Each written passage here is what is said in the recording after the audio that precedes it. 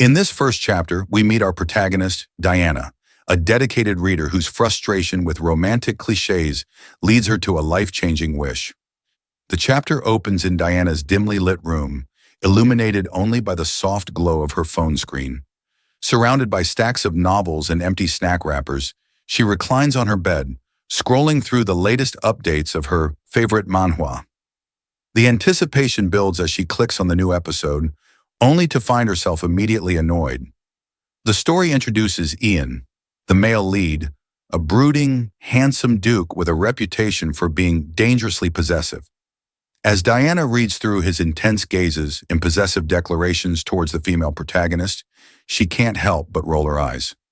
"Oh great, another typical bad boy who thinks obsession equals love," she mutters, her voice dripping with sarcasm. With each page, her irritation mounts. The dialogue feels contrived, and the plot is teetering on the edge of predictability. "Can't she see how toxic he is?" Diana complains, her fingers tapping impatiently against the screen. "Why is this author glorifying obsession? It's like every story is the same."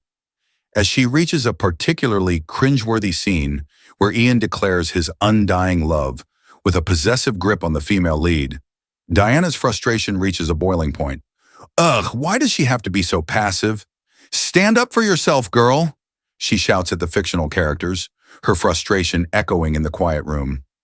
In a moment of exasperation, Diana closes her eyes tightly, the words tumbling from her lips in a desperate wish.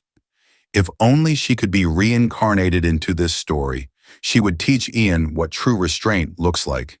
She would show him that real love respects boundaries, not suffocates them.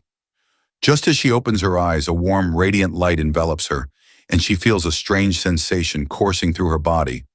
"What's happening?" she gasps, panic rising as the world around her begins to swirl. "Is this some kind of joke?" The light grows brighter, consuming her thoughts as she is pulled through the very pages of the manhwa she was critiquing. When the brilliance finally fades, Diana finds herself standing in a lush garden, surrounded by blooming flowers and grand marble architecture that feels both familiar and foreign.